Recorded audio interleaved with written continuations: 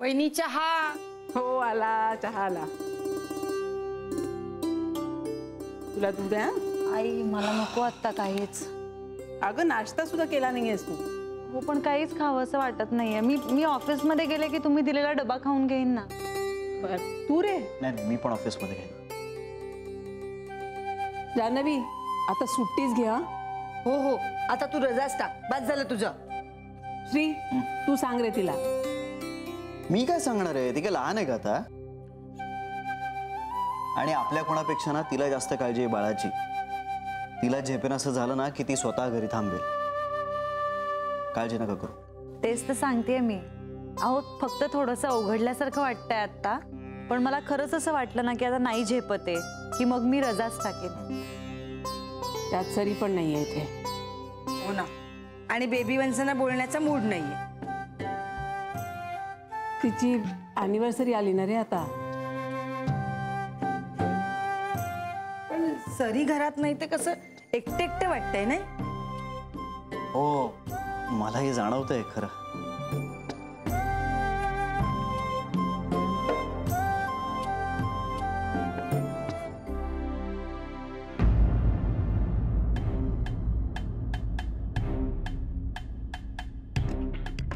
सरू मावशी?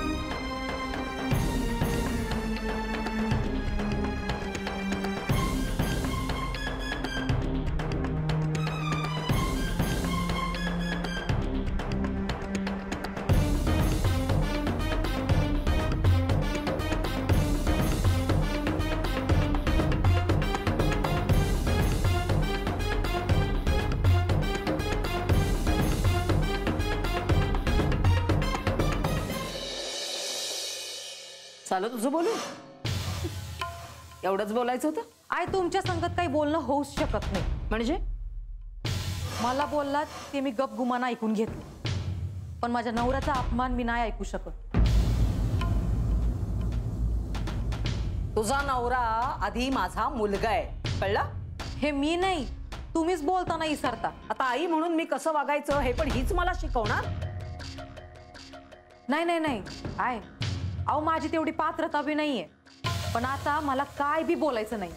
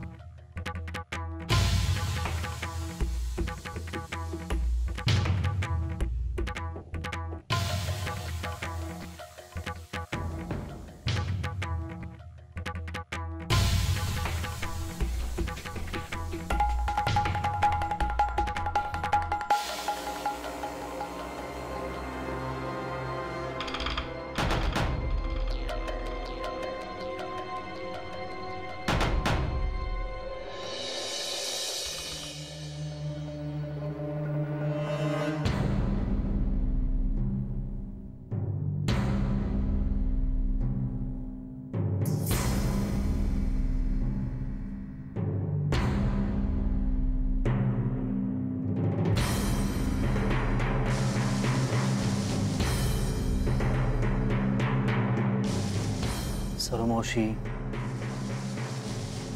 पुरे सरे. आता काय झालं सांगशील का? तसं काही नाही ताई. अगं लग्नाच्या दुसऱ्या दिवशी तू अशी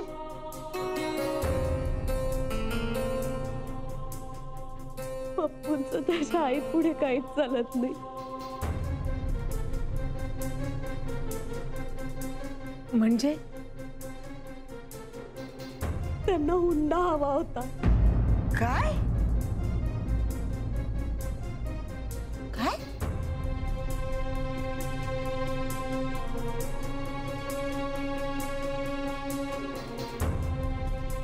एक मिनिट सरुमावशी, त्या स्वतः तुला असं म्हणाल्या? म्हणजे डायरेक्टली नाही म्हणाल्या मला तसं. म्हणजे मी माप ओलांडून घरात गेले, थोडं इथे तिथे झालं आणि मग त्या फोनवर बोलत होत्या कोणाशी तरी. म्हणाल्या काही नाही, रिकाम्या हातानच आलीये.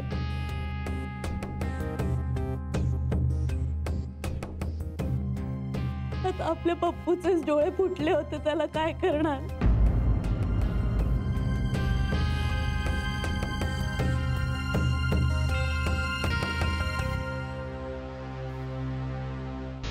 एवढ्या मोठ्या घरातून आली, घरी लक्ष्मी पाणी भरते,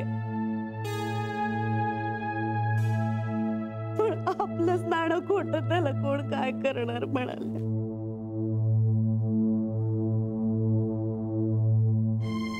व्हॉट? बापरे. अगं पण इथे किती छान वागत होते त्या.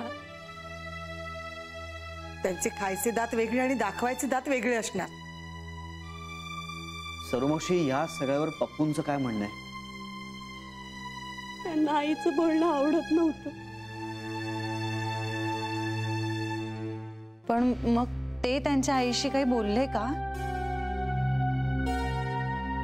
हो, ते म्हणाले त्यांना असं का बोलतेस म्हणून. एकदा तर चिडले आईंवर, पण त्याची आई जरा विचित्रच आहे. म्हणजे त्या चिडत नाहीत, हसत हसत तेच तेच बोलत राहतात. आणि तुझे सासरे त्यांच्या पुढे हतबल आहेत ग ते.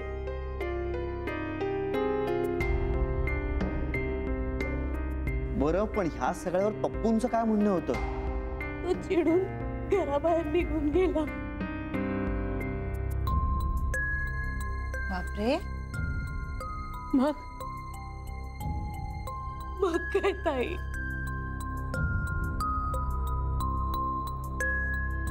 झालं मग याचीच जास्ती वाटत होती मला.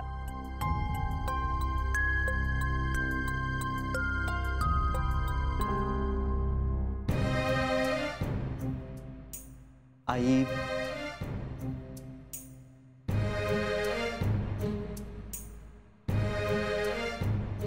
आई अहो, तुम्ही नका टेन्शन घेऊ, एवढं काही नाहीये. म्हणजे सगळं ठीक आहे. ठीक नाहीये जान्हवी. पप्पू घराबाहेर गेला आणि त्या मला म्हणाल्या, आल्या आल्या माझ्या मुलाला माझ्यापासून तोडलं.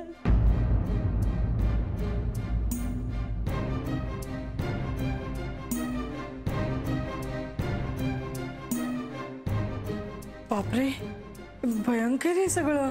भयंकर तर अजून सांगितलंच नाहीये मी तुम्हाला. काय?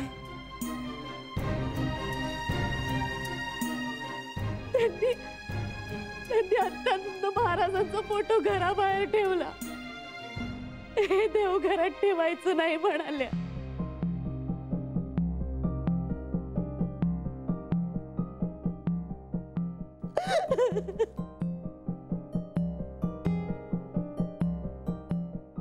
नाही, तू म्हणत होतीस ना तेच खरं ठरलं ग. तुझं ऐकायला हवं होतं. सरुमावशी, तू घाबरू नकोस. तू अजिबात घाबरू नकोस, काही होणार नाही. आम्ही सगळे आहोत ना. आणि पप्पू तुझ्या बरोबर आहेत, ओके नाही? मग कशाला टेन्शन घेतेस? मी त्यांना फोन करतो. नाही, नको नको करू सांगता त्यांना. का ग? त्यांच्या घरात भांडणं सुरू आहेत आता.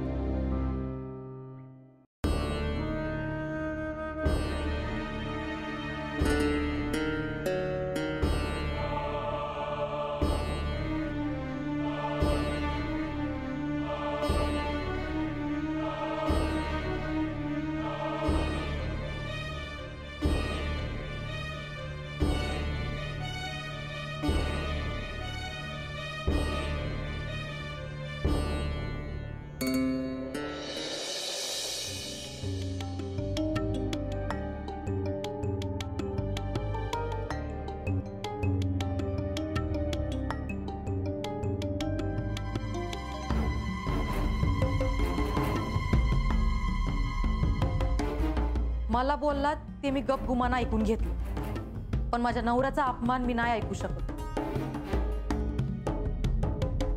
तुझा नवरा आधी माझा मुलगा आहे, कळलं? हे मी नाही, तुम्हीच बोलताना इसरता. आता आई म्हणून मी कसं वागायचं हे पण हीच मला शिकवणार. नाही नाही नाही आहे, अहो माझी तेवढी पात्रता बी नाहीये, पण आता मला काय बी बोलायचं नाही.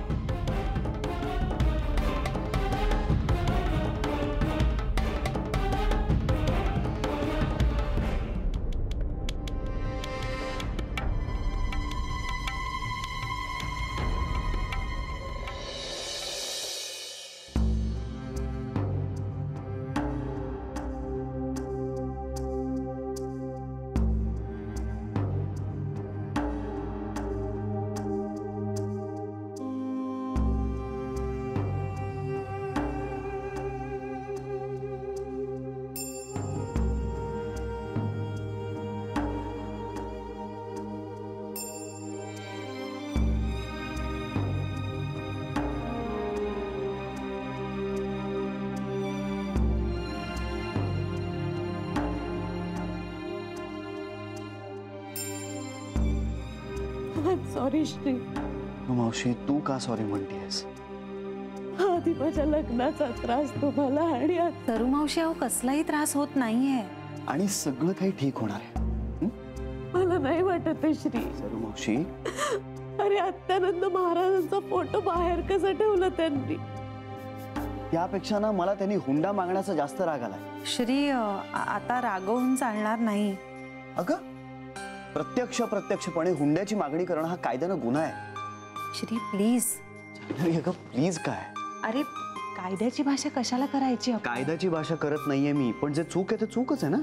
हो मान्य आहे मला, पण मुळात आपल्याला हे सगळं जोडायचंय, तोडायचं नाहीये. अर्थात तोडायचं नाहीच आहे आणि नाहीच तुटणार. अरे पण श्री, नाही, मला काही हे सगळं खरं वाटत नाहीये. सरू मावशी का असं म्हणतेस तू? श्री, अरे अत्यानंद महाराजांचा फोटो बाहेर ठेवला त्यांनी. सरू मावशी, हा मुद्दा तुला मोठा वाटतोय? श्री, ऐक सरू मावशी, आय एम सॉरी, पण मला एक सांग, मला पर्यावरणाविषयी, प्राण्यांविषयी खूप वाटतं, बरोबर? हो. मग आता जे मला वाटतं ते जगात प्रत्येकाला वाटायला हवं, असं जर मी आग्रह धरला, सक्ती केली तर ते चालेल? उद्या जर मी तुला असं म्हणालो की मला वाटतं म्हणून तू उद्यापासून कंपल्सरी झाडं लावायचीस, त्यांची निगा राखायची, अनाथ आश्रमात जायचं, प्राण्यांना मदत करणाऱ्या संस्थेत जाऊन तू त्यांना मदत करायचीस, हे सगळं तुला जमणार आहे? जर तुला हे सगळं आवडत नसेल आणि फक्त मला हवं म्हणून तू केलंस, तर ह्या बळजबरीच्या रामरामाचा काय उपयोग आहे? तरी अत्यानंद महाराज. हे बघ, हा प्रत्येकाच्या श्रद्धेचा प्रश्न आहे. आणि श्रद्धा मनात असते सरू मावशी, फोटोने काय होणार आहे? तरी ग सरू मावशी, तुझी त्यांच्यावर श्रद्धा आहे, तू त्यांना मानतेस, पण याचा अर्थ तुझं म्हणणं प्रत्येकाला पटलंच पाहिजे असं नाही. प्लीज असा आग्रह धरू नकोस. मला काय वाटतं, त्यांना कल्पना नसेल या सगळ्याची. आहे. मग आपण बोलूया ना शांतपणे त्यांच्याशी. नाही, बोलायला तर हवंच. आणि माझी खात्री आहे सगळं काही नीट होईल सरू मावशी. सरुमावशी, सरुमावशी, हे बघ प्लीज, माझं म्हणणं मनाला लावून घेऊ नकोस. प्लीज राग मानू नकोस. मी तुझ्या श्रद्धेचा आदर करतो, पण ना हात जोडून एक विनंती आहे तुला. ज्या आत्यानंद महाराजांमुळे तुझं जुळत आलेलं लग्न तुटलं ना, त्याच आत्यानंद महाराजांमुळे तुझं झालेलं लग्न मोडू देऊ नकोस. म्हणजे श्रीला असं म्हणायचंय की काहीही झालं ना तरी आता हे लग्न जपायचंय. ही खुणगाट तुम्ही मनाशी बांधा, म्हणजे बघा सगळं नीट होईल. तिला कळतंय मी काय म्हणतोय ते, हो ना? पटतंय ना तुला? ए सरमावशी, पटतंय ना? बरं मला सांग, पप्पू तुझ्या बाजूने उभेत? मग झालं तर मग अर्धी लढाई आपण इकडेच जिंकलोय. म्हणजे आता माझं लग्न म्हणजे लढाई झाली आहे ना? अगं ए ए ए सरुमावशी, असं नाही. अगं ही एक बोलण्याची पद्धत असते. बरं चला, सगळं जाऊ दे, सगळं विसरा. मला सांग, तू काही खाल्लंस का? मग जा पटकन खाऊन घे काहीतरी. तुझ्यासाठी ना स्पेशल केलंय काहीतरी. काय केलंय का? अरे ते सरप्राईज आहे ना श्री, असं कसं सांगणार? सरप्राईज आहे, जा ना खाऊन घे. नको, मला भूक नाही. मग तू देवपूजा करतेस? तू गाणी ऐकशील? रेडिओ लावून देऊ? ये पण गाणी ऐकूया. किशोर कुमारची गाणी ऐकू ये.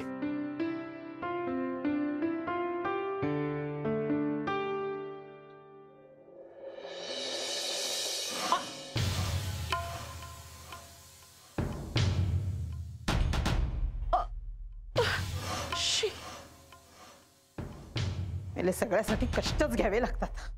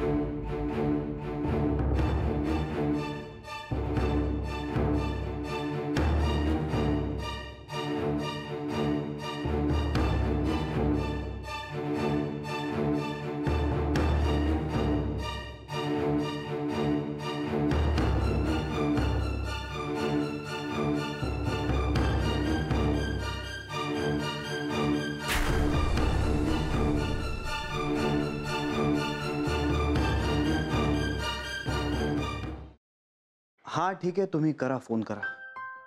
हो हो, ती आली आहे, घरी आली. या, थँक्यू.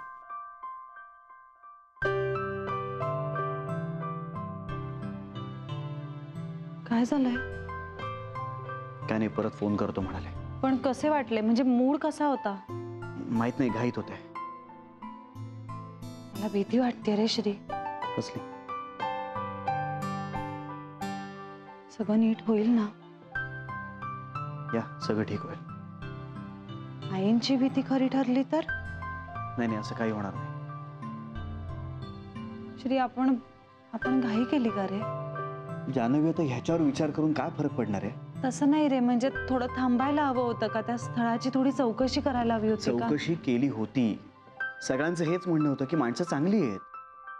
हा, मग असं सगळं झालं. काय माहित, मलाही नव्यानच कळतंय सगळं. ते सरू मावशींच्या सासूबाई असं म्हणजे खरंच म्हणाल्या असतील का? आता इथे बसून मला कसं कळणार आहे जान्हवी? तू चिडतोयस कशाला आता? नाही ग बाई, मी चिडत नाहीये, पण ह्या तुझ्या सगळ्या प्रश्नांची उत्तर आता माझ्याकडे नाहीये. I am sorry. ऐक, मला तुझं टेन्शन कळतंय. नाही रे, तुला पण टेन्शन आलंच आहे की आय एम सॉरी. ऐक ऐक ऐक, मी पप्पूंशी बोलणार आहे. हा, मी बोलणार आहे त्यांच्याशी.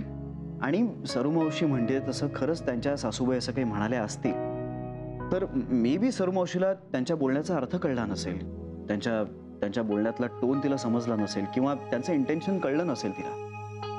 आणि त्या नंद महाराजांचा फोटो घराबाहेर ठेवण्याचा राग सगळा तिनं त्यांच्या बोलण्यात काढला असेल, अशी एक शक्यता आहे, होऊ शकतं. असू दे रे बाबा, असंच असू दे. आणि प्लॅन बी म्हणून सुद्धा जरी त्या जेन्युनली असं म्हणाल्या असतील तरी आपल्याला त्यांच्याशी बोलायला हवंच आता. नाही, मला वाटतं बोलून सुटेल सगळं. सुटलाच पाहिजे प्रश्न. ऐक ना, तू त्या पप्पूंशी भेटून बोलशील ना? हो, माझ्याही मनात तेच आहे. बरं, त्याआधी मी जरा आईशी बोलतो. ऐक ना, थांब, तू फोन घेऊन जा. त्या पप्पूंचा फोन आला तर